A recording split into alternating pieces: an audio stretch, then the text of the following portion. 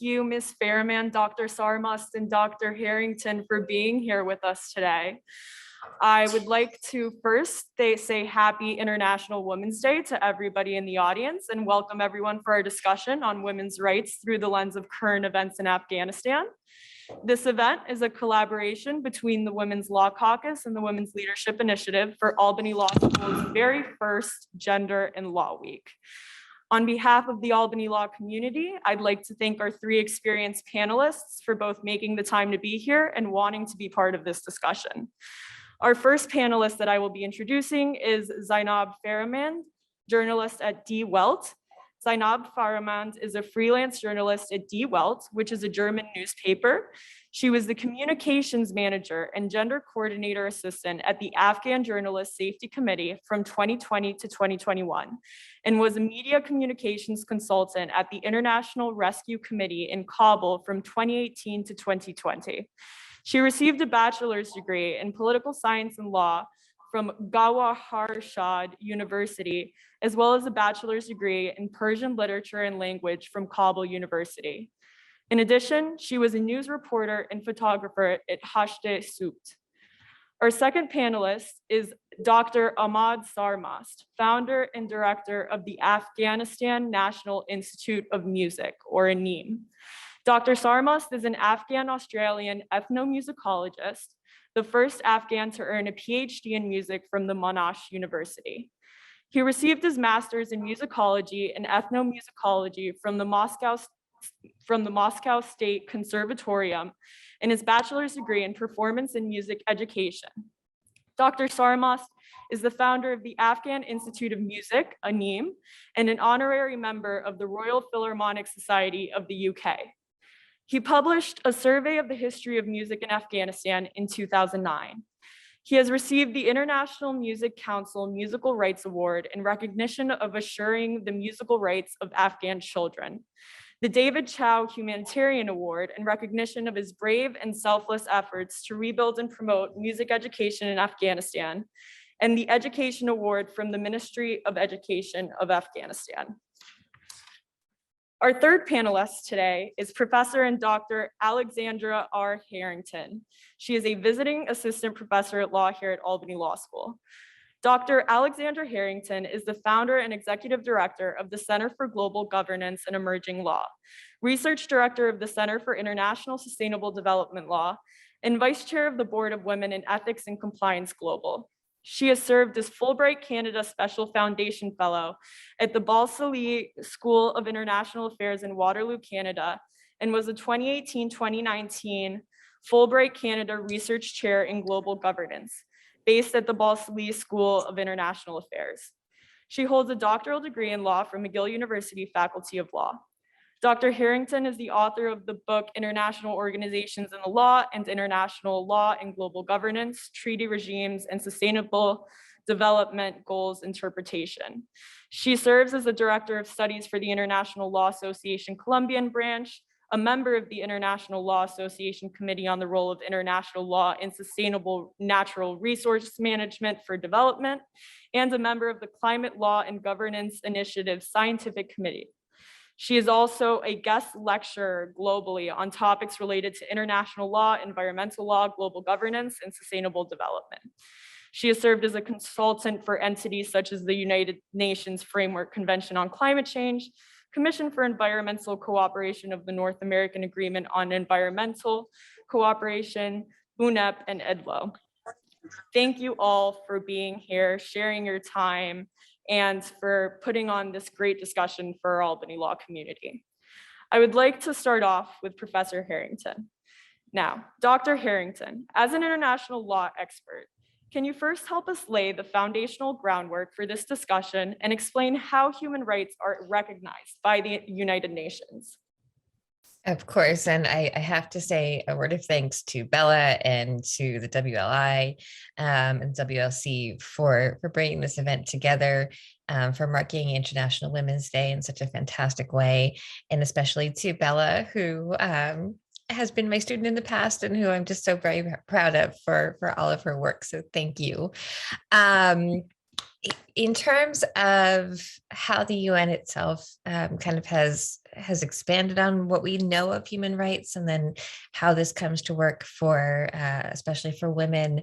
There are a couple really important things to remember. I think the first thing to understand is that the UN was created in 1945, and so was the Universal Declaration of Human Rights, which is a non-binding, so it's not legally obligatory, but still highly persuasive document that stated, and still continues to state, the really important understandings coming out of the war of what human rights are, what obligations of states are towards individuals rather than just towards other states, which was very revolutionary at the time. And up until that point, we'd really had a focus on states working with other states and the individual in international law being very much extraneous to the conversation.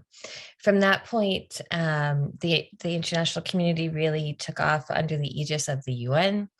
The UN itself helped to negotiate, as it does, a number of different treaties and treaty regimes that are human rights law creations or create the human rights law, starting with the International Covenant on Civil and Political Rights and the International Covenant on on Economic, Social, and Cultural Rights, which are essentially twin treaties that for various historical reasons were separated. The issues contained in them were separated, although there is a great deal of overlap. And then in 1967, they were initially adopted, although one had a bit later start date than the other one, again, due to some geopolitical reasons. And from that point on, we saw the emergence of a number of other really specialized treaties. So perhaps most relevant for our discussion here today is CEDAW, which sets out the rights of women internationally, the human rights of women internationally, as well as the Convention on the Rights of the Child, because that obviously has to do with children and young girls, as well as just the concept of a child overall. And some very specialized treaties having to do with the human rights of those with disabilities, as well as racial discrimination, where we do see a particular emphasis on women and understanding that women have very specialized vulnerabilities in these contexts, which do need international protection in a different way than if we are just conceiving of human rights without a concept of gender, without any ties to gender itself. Thank you, Professor Harrington, for explaining that. Now, it's been 25 years after the UN agreed on an outlined vision promoting gender equality in its Fourth World Conference on Women, and leaders in the General Assembly have warned today that this progress is under threat. Considering this, how does gender inequality today compare to what it was then, and what can the international community further do to promote women's rights? Well, I think that when we're talking about the context of Afghanistan, when we're now obviously talking about the context of Ukraine again, these are very negative backdrops, and it is important for us not to lose sight of the many positive things that have happened in the past 25 years.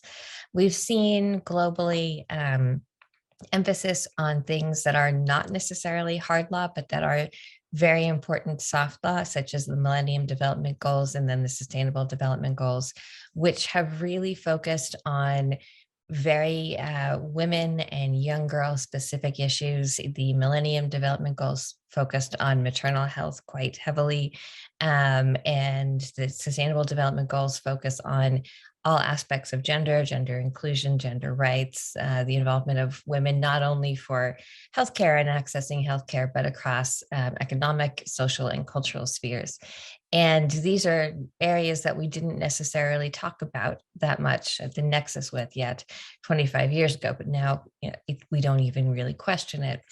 Also, when we think about issues such as climate change and even COVID response, while we know that certainly there have been disproportionately negative impacts of both of these entities, and there will continue to be, we also know that international responses are starting to really focus on how to mitigate climate change impacts on women and how to make sure that women, when we are doing Building Back Better and post-pandemic recovery and pandemic planning for the future, or disaster planning, are included and are protected from things like domestic violence, which has become quite prevalent during the pandemic.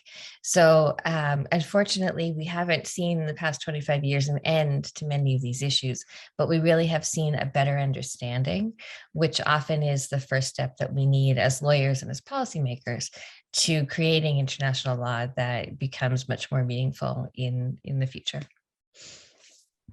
Thank you for that reminder. I think you're right that we often focus too much on the negative and forget about all the progress that we've had.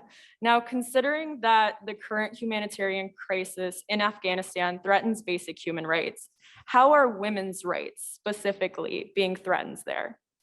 Well, I think that this is one of those areas where the negative understanding is quite important. And certainly we saw a great deal of reemergence of rights that had previously existed for women prior to the initial Taliban regime in Afghanistan, under the regime that happened post 2001 and post or during the occupation and post occupation.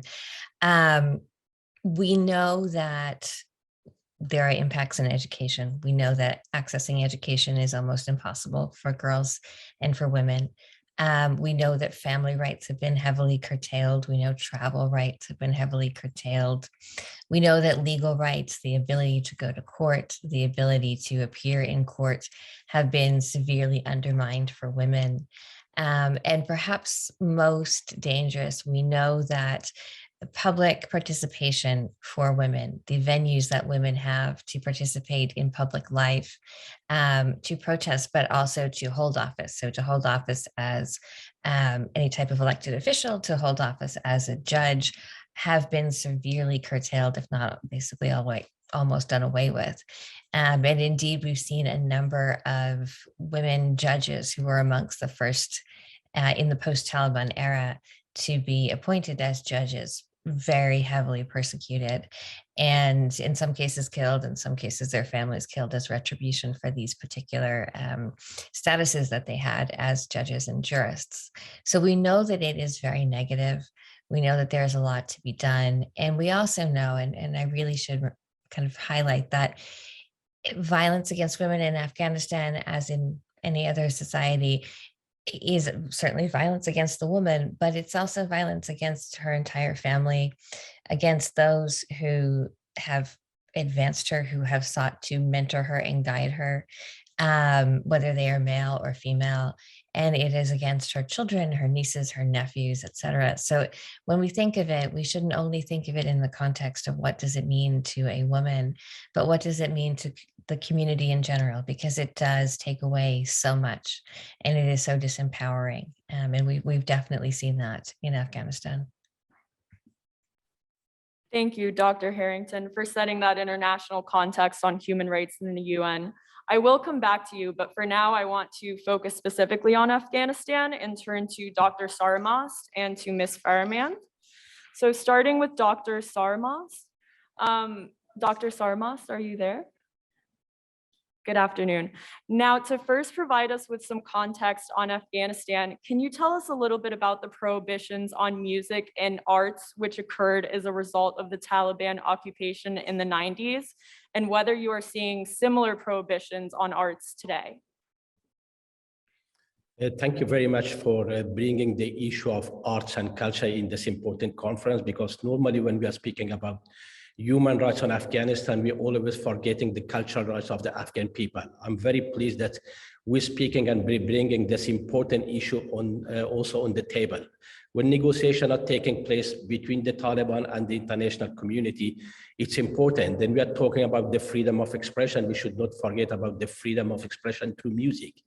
When we are talking about human rights, we should not forget about the musical rights of the Afghan people, the cultural life of Afghan people. And today, when I'm speaking to you, like 25 years ago, once again, music is banned in Afghanistan.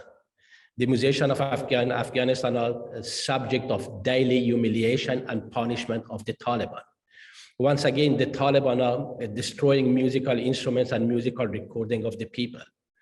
Once again, the people of Afghanistan are denied all their 5 musical rights recognized internationally, including the musical rights ensured and identified the Music Council. Today, like 25 years ago, the children of Afghanistan are deprived to having access to music education. The boys and the girls of Afghanistan having access or have been denied rights to participate in music making. They are denied rights to listening to music. The musicians of Afghanistan are denied to make a living through music and also to have all the means in their disposal to share their musical, their skills and their arts with the rest of the community. When we are talking about the Taliban and the return of the Taliban, yes, it has severe impact in all aspects of life. Human rights. The people of Afghanistan are deprived freedom of expression once again. The women of Afghanistan are made once again prison in their own homes.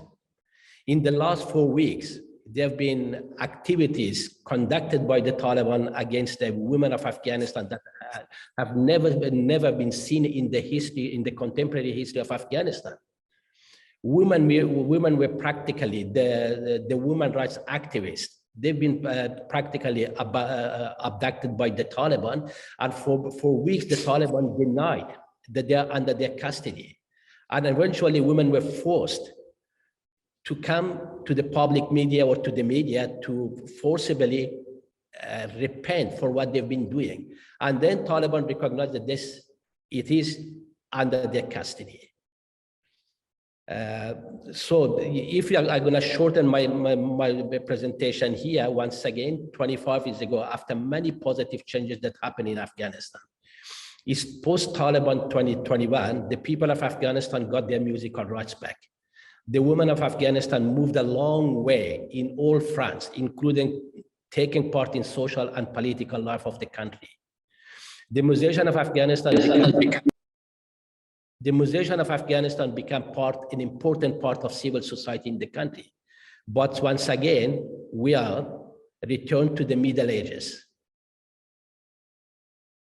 Thank you, Dr. Sarmast, for sharing your experience with that and reminding us of how serious the situation is. I want to ask you specifically concerning the cultural identity of women in Afghanistan. How do you think the prohibitions on arts and music affect women? The prohibition on arts and arts in Afghanistan affects men and women of Afghanistan, children, youths, and adults of Afghanistan. It's the entire community, once again, deprived their musical rights. The only music institution of Afghanistan which have been in the forefront of the positive changes of the last 25 years, now is totally shut down for good. The musical instrument, the property of the school, is confiscated by the Taliban. Today, men and women of Afghanistan are deprived their cultural rights and musical rights. Shocking footages are emerging from Afghanistan showing how Taliban are mistreating the musicians of Afghanistan, the artists of Afghanistan, the civil society activists.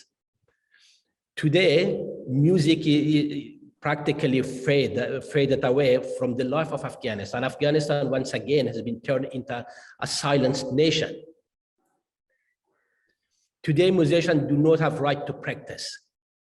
They do not have the right to deliver happiness and smile to the Afghan people through the arts and through music. The people of Afghanistan are denied to enjoy and to get happiness and to get a smile touching a musical instrument, learning a musical instrument, playing a musical instrument. In the last few weeks, when the Taliban began home-to-home searches, I got shocking videos sent to me from Afghanistan.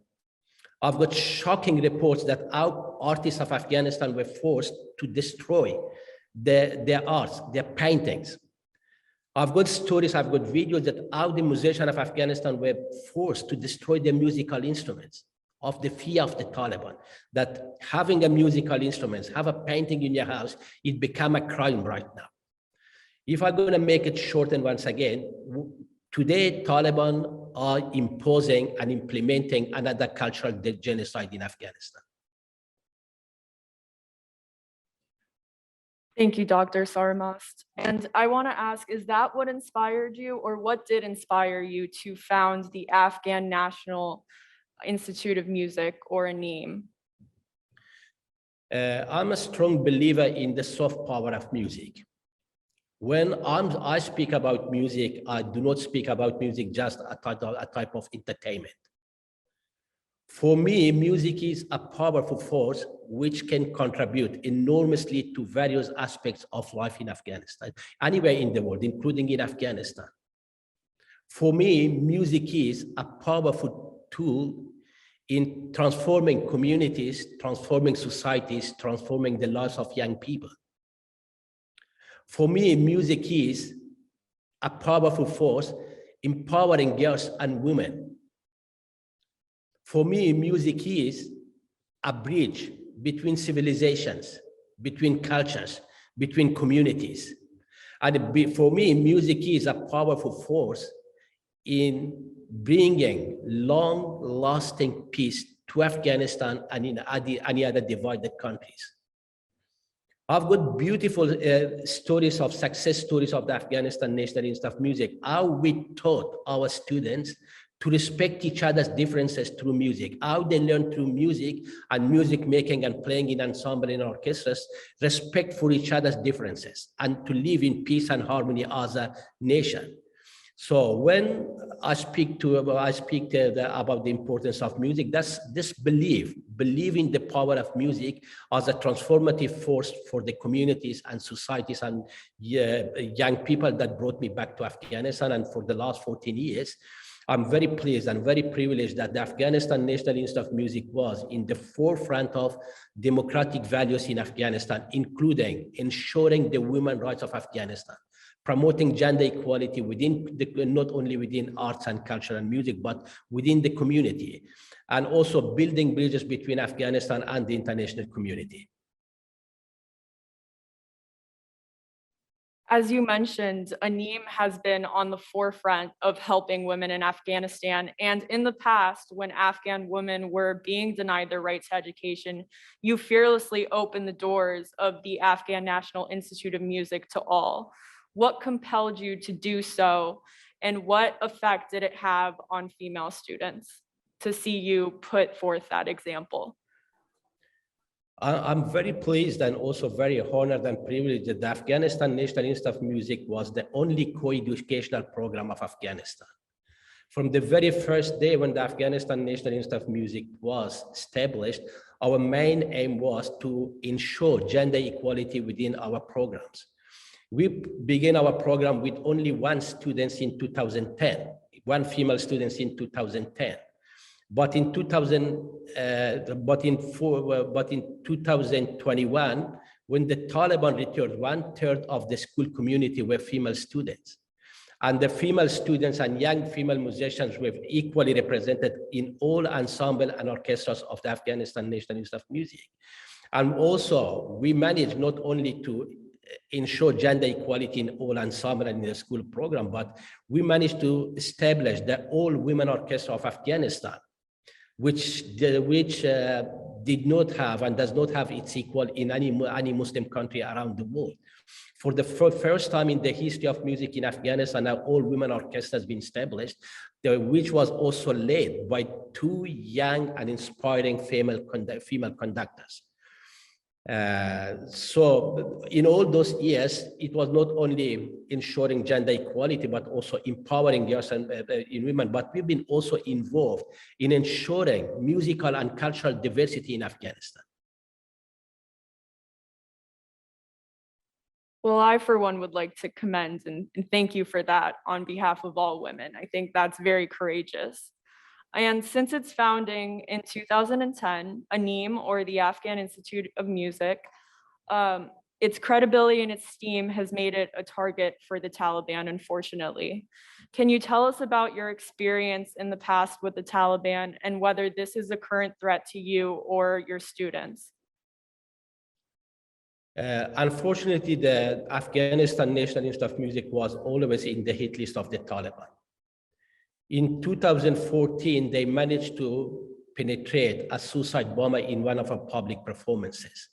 in which the suicide bomber exploded himself in the audience. That 2 people were killed and many people were injured.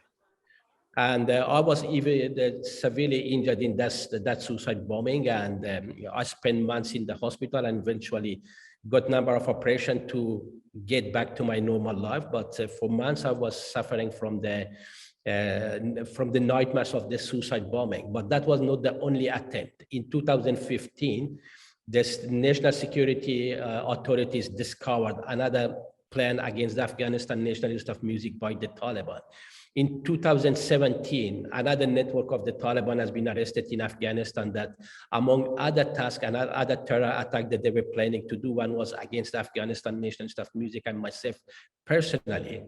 And in 2021, after the Kabul University, Afghanistan National Institute of Music once again becoming the hit list of the Taliban, and we've been officially alerted by the security officers, and we had to invest huge amount of our resources in order to beef up the security in the school to ensure the safety and the security of our students and to give a peace of mind to our kids. That was not enough for the Taliban, but from the first day when the Taliban returned back to Afghanistan, they took control over the Afghanistan National Institute of Music. They take control all over our properties and infrastructure. And from the very first Taliban, Afghanistan National Institute of Music was off limit to its students, to its community, and to its teachers. That is very unfortunate, Dr. Sarmast, but I think it's just a testament to how important your work is and how valued and esteemed it is. And my heart goes out to you. I hope that all of your students and yourself can find safety soon. Now, I would like to thank you for your vulnerability, and I would like to move on to Ms. Farahmand. Now, Ms. Farahmand, as a woman who was born and raised in Afghanistan, what was your experience when you were accepted to the Women's Empowerment Center at Gauhar Shad and subsequently pursued a bachelor's degree in political science and law in Kabul? Hello to everybody, and thanks for providing this opportunity to speak about my experiences here with you and to share them with you. Well, as you said, I was born in Kabul and raised there, and well, it's not the first time that I'm experiencing this crisis in my life. I was only a few months when a rocket hit our house, and my father took us to another, a bit safer place, and then when the war intensified in north of Afghanistan and Taliban tried to massacre Hazaras, we have been forced to leave our country, and we immigrated to another country. So in that country, I hadn't the right to education only because I was from Afghanistan. And then when our country was freed with the help of US and NATO, we came back to our country. And then I attended school and then university, and I had the opportunity to be accepted by Linda Norgrove Foundation scholarships at the Gauhar Shad University.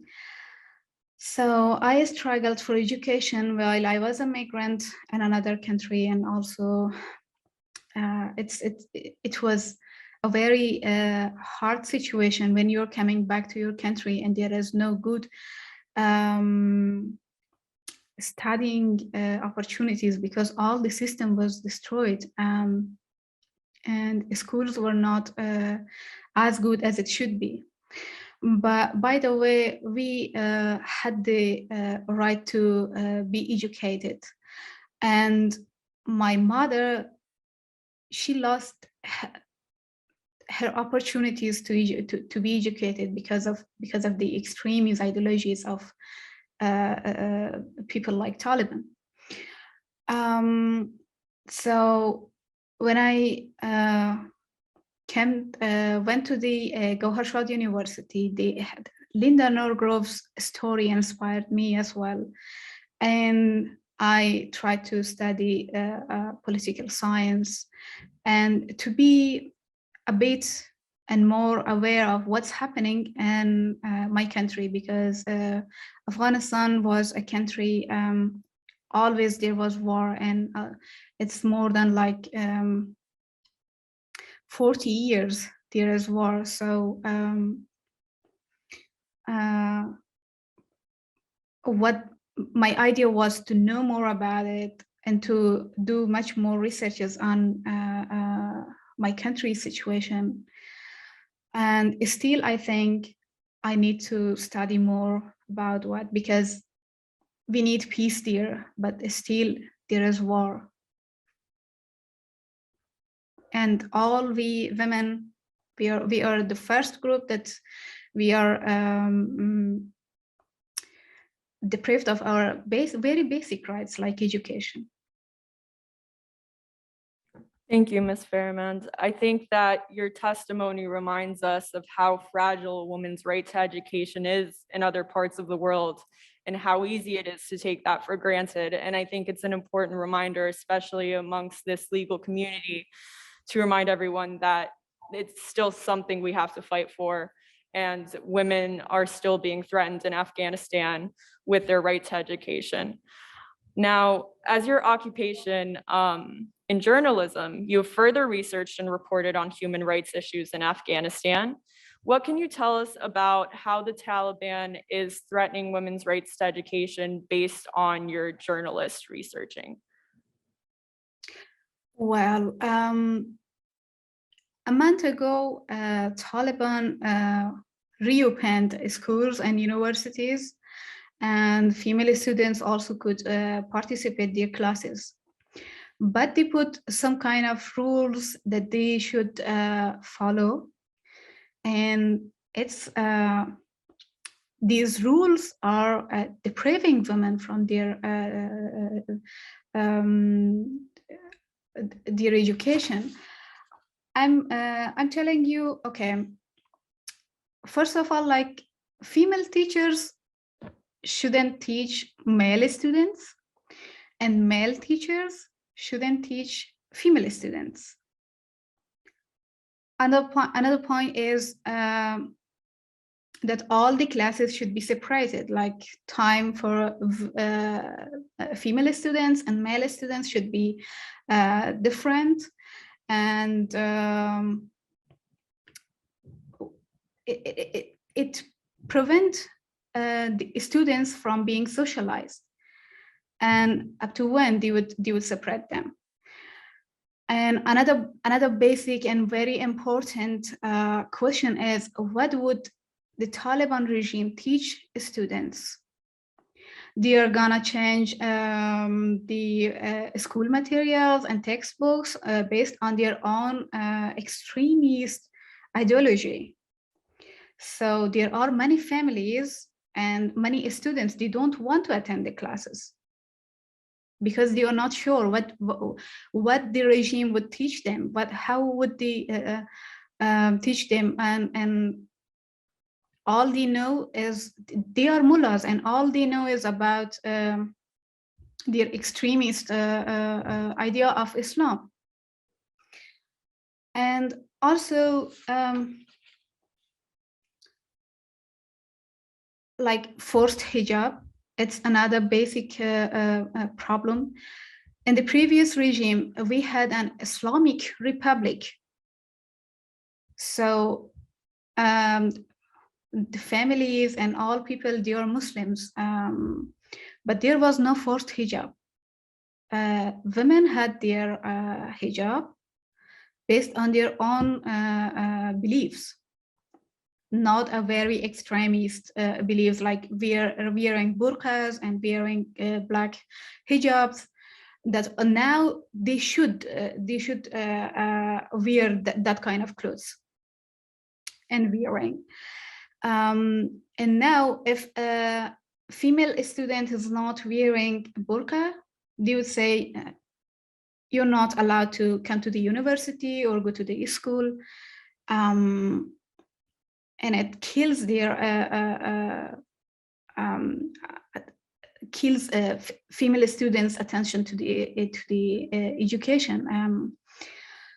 And also there are like another rules, like they have to be escorted with a mahram. That's not possible. Every family has, like in a family, there is 3 daughters and 1 son. These 1 son cannot escort all these 3 daughters where they go. And also, female students have not the right to travel alone. In universities, when there are a lot of students, they're studying from another province into another province's university. So if they have not right to travel alone, who would escort them all like 4 years and be with them?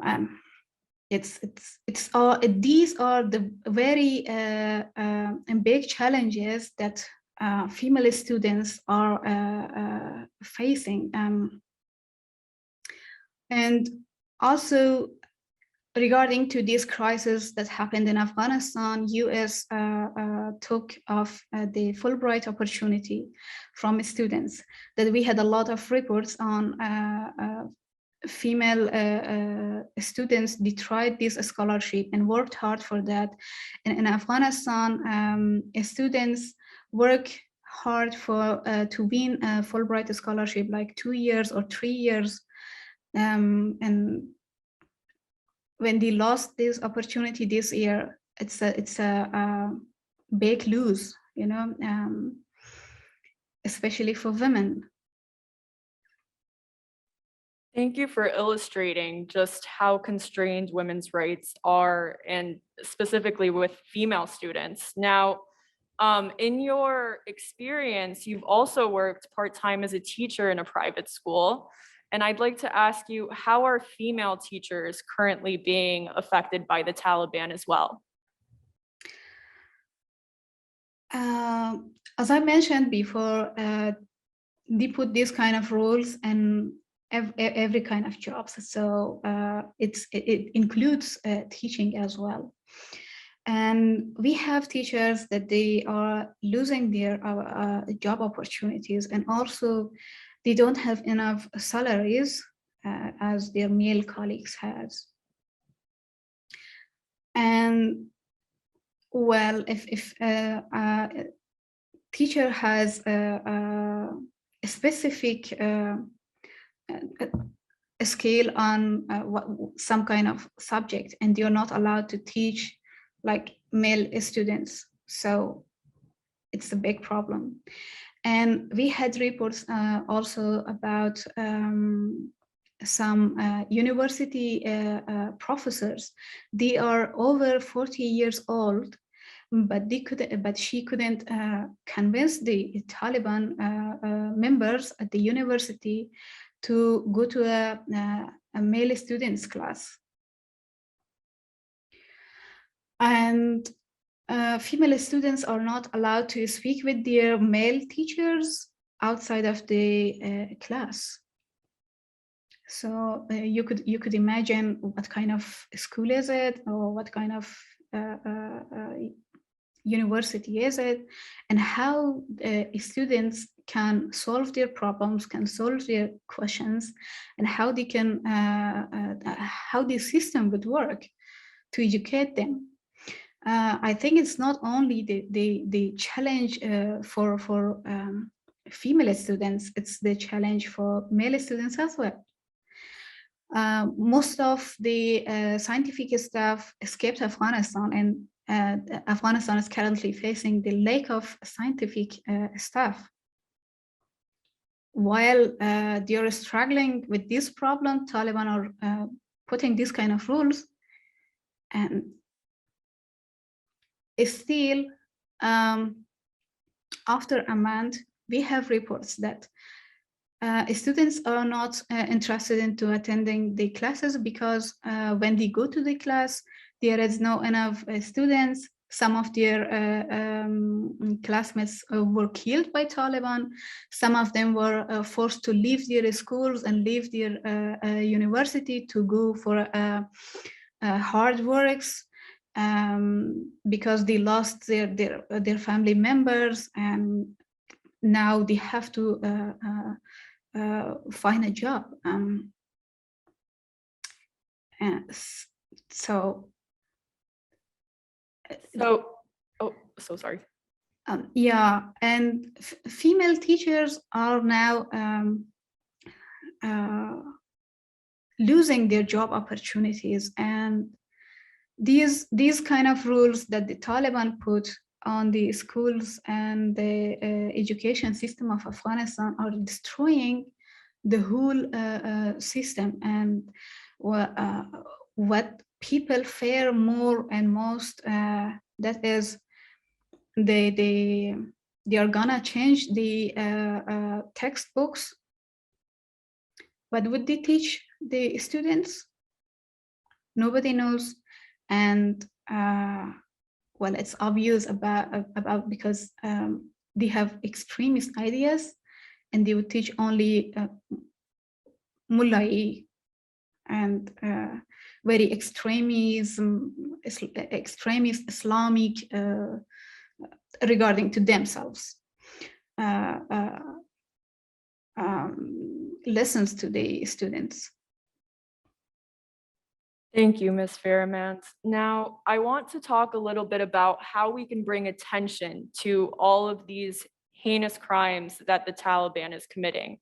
So you've worked for the Afghan Journalist Safety Committee, which is a watchdog organization dedicated to promoting the safety of journalists and press freedom for over 3 years. Can you tell us about how promoting press freedom and the safety of journalists advances women's rights and interests and helps them advocate for their rights in Afghanistan? Safety of journalists is very important. Most of journalists left Afghanistan while the crisis happened. So a lot of crises are happening in Afghanistan right now, and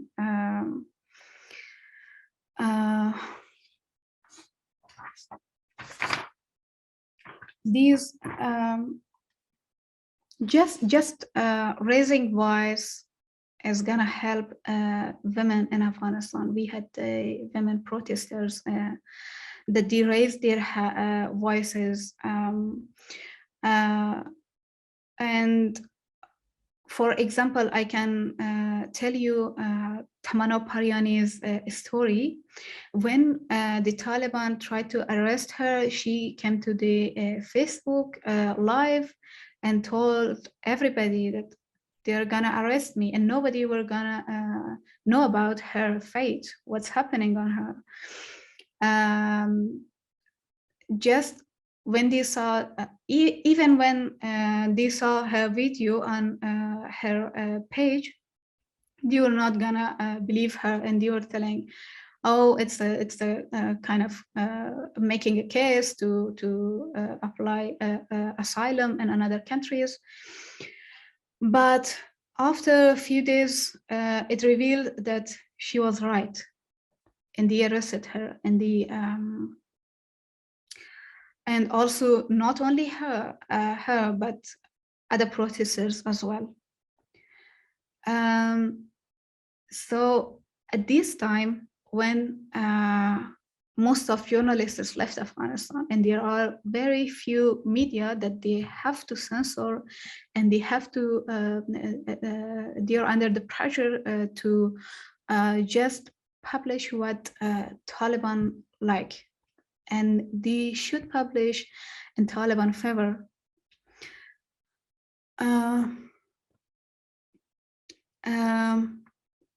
So the journalist's immunity would help women and also society to reveal the truth and what kind of crimes are the Taliban committing right now in Afghanistan.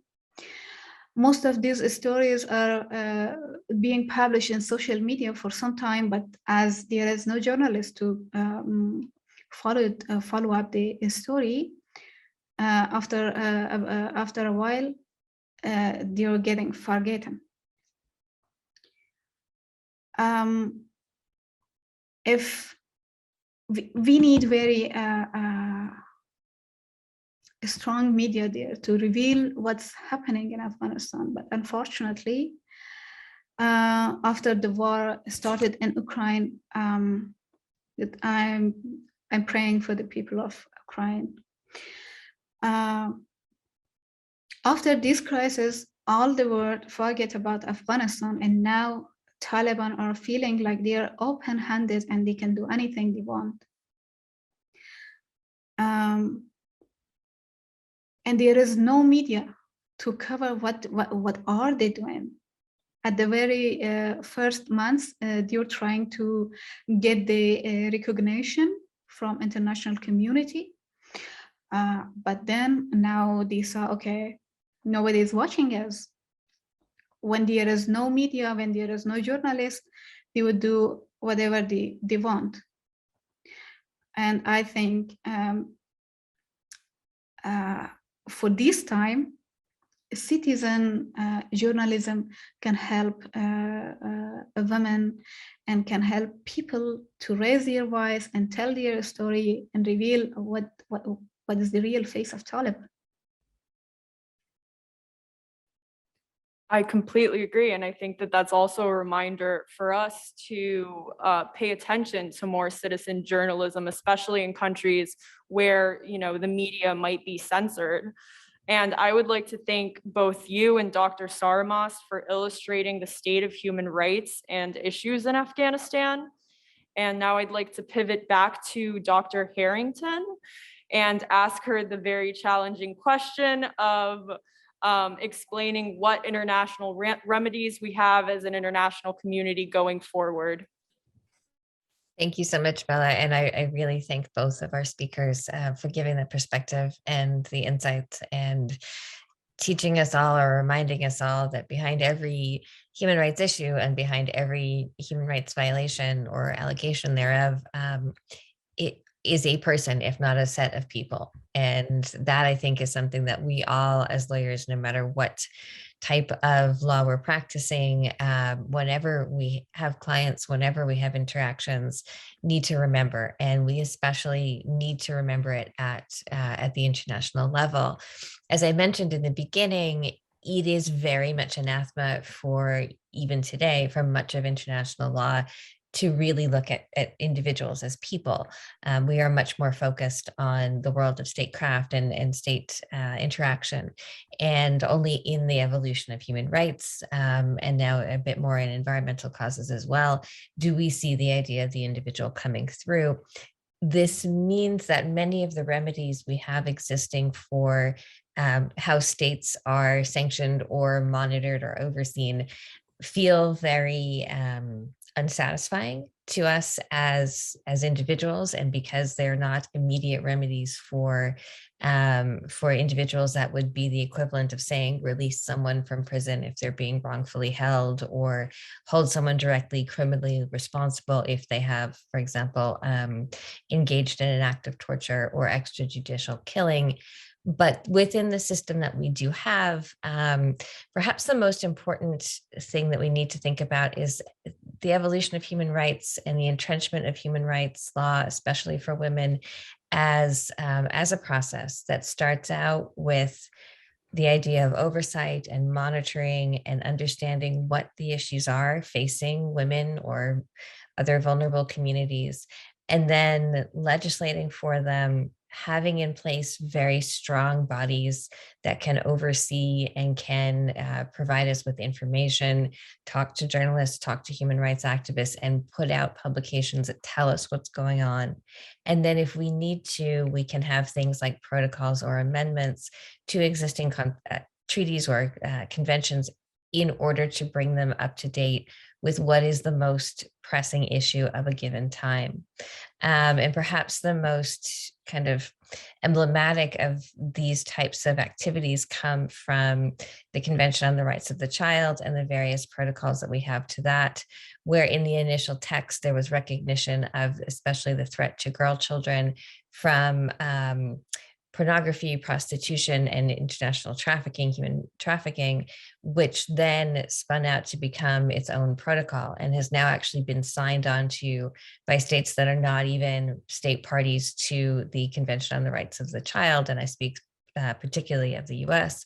But they do recognize the severity of these issues as they emerge. So unfortunately, in international law, it is often very frustrating because we don't have a brilliant solution that we can put in place right away. But what we do have is a really kind of steadily unfolding set of practices and norms that we can create. And we also need, and you all are a great source of hope for many of us, because we really need advocates who understand the way that human rights law works with people, as well as with countries, as well as with abstract ideas and abstract sets of norms. And as we are training all of you who are students today, and as you go out and practice in your legal careers and train the students who will come after you, really always remember that, because you can create much more change internationally, and certainly in your own communities, by doing that, by informing people, than you think, but you truly can. And some of my own former students from several different schools are now doing things very similar to this. And it really is rewarding to see it and to understand that the power you have comes from being a student as well as being a teacher later on in life.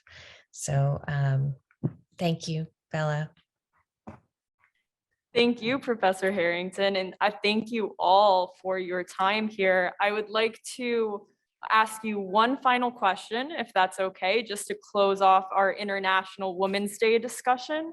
Of course. As Vice Chair of the Board of Women in Ethics and Compliance, Dr. Harrington, why do you think it's impactful to have women in these leadership roles? I think, Bella, that having women, first of all, it is a statement as to who is valuable and how they're valuable. That's number one. But I also think that having women in leadership roles gives a different perspective. It gives a different understanding. We understand from having experienced ourselves vulnerabilities and forms of discrimination and forms of abuse in some cases, or just ways in which we have subtly suffered from being a particular status. Please don't mind my husband in the background. We're in England right now, so he's coming in with dinner. But it really does give a different sense of the experience that a corporate entity, such as those that often hire compliance officers, will have. And also it gives us a different sense of who women are and what the needs of female workers are, female leaders are, as mothers, as aunts, as uncles, or as daughters, as uncles, as daughters, as anyone who has a different type of a role than we usually think of in a business setting that still impacts their life. Having that place for a voice is really critical. And I think something we may think about in terms of, we will never know for sure, but certainly decisions that we are seeing a number of corporate entities taking over the past 48 to 72 hours about pulling out of Ukraine and not being present for such conflicts, and not being, and Russia, and not being present for such really devastating activities, and not supporting those types of regimes, are types of activities that we often would associate with at least a strong female presence in compliance and corporate leadership. All right, well, thank you all for sharing your expertise and experience with human rights issues in Afghanistan. If anyone in the audience or listening would like to support ANIM, the Afghan National Institute of Music, they can do so by donating gently used clothing in children's sizes small or medium for students from ANIM who have been displaced in Portugal. Remember, donation boxes can be found in the East and West foyers until March 31st, as you will see on the screen. Now, I'd like to thank all of our panelists. I will open the floor for questions, but first, on behalf of the Albany law community, thank you to our three panelists for their participation in this discussion. I'd also like to thank everyone who helped the Women's Leadership Initiative and the Women's Law Caucus facilitate the organization of this event, including Dean Fitzpatrick, David Jaden, Andrea Arizari, Howie Lean, Ben Myers, Professor Roginson, Lauren DeRosier, and our very founder of the WLI, Casey. Now, turning to the audience and those listening, does anybody have any questions for our panelists?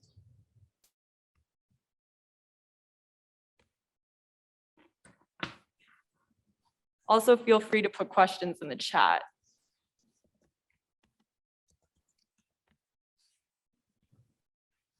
Oh, yes. Sorry, Ellen. I didn't see your hand. Ellen. No, it's no problem at all. So I just want to start off by saying thank you so much to our speakers today. I'm sure that sharing your story can be a heavy topic sometimes, and we really appreciate hearing your perspective. My question is probably most relevant to Professor Harrington. When I'm listening to these things as a student, I'm thinking about what I can do right now to affect and impact change. And I think there's a lot of actions that can be taken, but what do you think are some of the most foundational skills that a student can work on honing in during their time in law school so that no matter what they pursue after, they're prepared to be an agent for change in a variety of ways? That is an excellent question, Ellen. Thank you. I think one of the most important things to do is to really learn how to negotiate, as well as how to litigate, because in many of the situations where you will have the opportunity to affect change, you will have to do it in the context of a negotiation, whether that is representing a country, whether it's representing a client, whoever you're representing. It is a very negotiation-based world, not just in law, but also in politics. And any type of change agent really needs to know that. And I think the other thing that would help tremendously for everyone is to, and there's not necessarily a class on this per se, but it's part of when you're doing an internship or when you're doing any experiential learning, really come to understand your clients, come to know your clients, come to know what concerns them, come to know what excites them, what makes them feel like they are most empowered. Again, whether you're talking about an NGO or a group that it represents, whether you're talking about an individual or a country that we're trying to figure out what it really needs, understanding those really ground level realities can tell you so much about how to represent and how to win, in the sense of winning meaningfully, winning something that will be impactful for the most people possible. And certainly just take as wide a variety of classes as you can, because having that exposure and that different way of thinking from multiple different aspects of the law will only help you in the future. Thank you. Great, thank you so much. We only have one short minute, but I wanted to ask Ms. Farahmand and Dr. Sarmast if there was anything at all you'd like to add. Yes, Dr. Sarmast. You're muted, sir. Thank you very much for giving me this opportunity. I'll just take this opportunity to call on the international community and also on the lawyer community around the world to call on the Taliban to release immediately all women activists that are currently in the custody of the Taliban. Today, the Taliban can deliver to the people of Afghanistan that they're really committed to the Afghan cause. They should make empty statements. That is the time. Release all the women in the custody of the Taliban. I hope that your message is heard, and thank you for that. All right, well, that concludes our event. Thank you to all of our panelists for this very important and impactful conversation, to anyone who stopped by, and happy International Women's Day, everybody. Thank you.